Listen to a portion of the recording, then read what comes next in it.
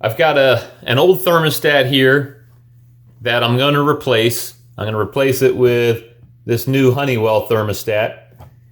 The problem I'm having with this one, it says that it's 61 degrees in here and it's quite warm. I'm in short sleeve, so it's probably closer to 70. And sometimes when it cycles on longer than it needs to, and I decided I'm going to replace it. It's one of these old Lux thermostats. Let me show you how to replace this thing. First, I'm going to take it off the wall. And it just pops open like that. That's the back of it. And different houses and different heaters or air conditioners are wired differently. Typically, the instructions for the new thermostat will tell you how to do it. One thing I would recommend is take a photograph of your wiring on your current one with your cell phone. That way you can refer back if you can't remember where the wires went. And you can see the codes for these wires here, GYW. Generally the yellow goes there, the W for the white. And then you can see these two wires are jumped together. One thing you'll want to do when you get ready to do this is to turn off the power to these wires so you don't shock yourself. And I've got my multimeter here, and just to test across these two, and you can see 27 volts, 27 volts, and that's standard. 24 volts is a standard, but it shows me this thing is powered. I turned this off at the breaker, and I'll verify right there by touching those two together and touching that together. So I know I've got power off. Now I can start doing the rest of it. Next thing to do is I'm going to take this. I've got to obviously disconnect these wires and then take these screws off that are holding the plate to the wall.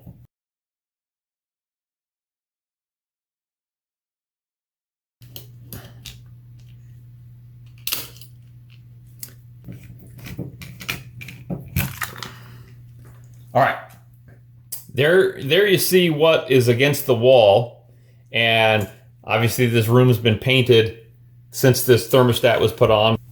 Many thermostats will come with a faceplate like this in case you've got a big unpainted area or maybe a big hole. That would sit there like that. Yeah, it doesn't quite cover it, so I'm going to use this faceplate. I've got the faceplate installed and get these wires ready to run through this, and then once I got them all, I'm gonna hang that there.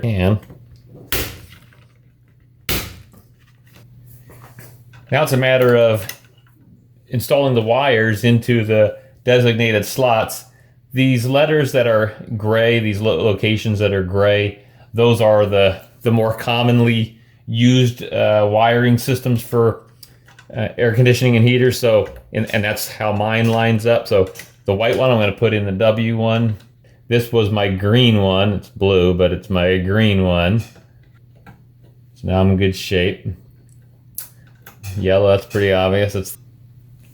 And now the red one goes in this one that says R, and you'll see that there's two R down here. And you saw on my previous one, there was that black wire that was jumping those two slots. That's what this blue piece here is doing. So this just goes into the red. Okay, those all are lined up the way they need to be. Kind of just press them back out of the way.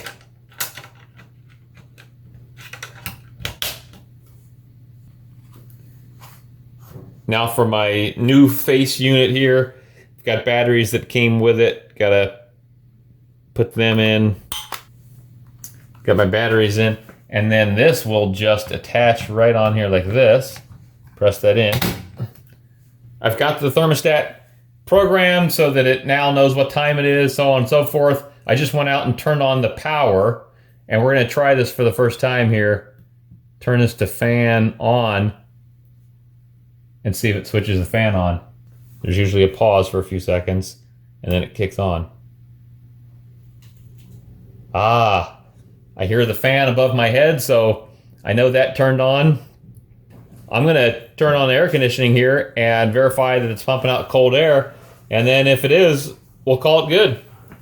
I'm happy to report all is well, works exactly like it should. This took me all of 30 minutes if I take away the breaks and finding out where the circuit breaker was, but actual work here was about 30 to 45 minutes. Super easy. Good luck to you when you do yours.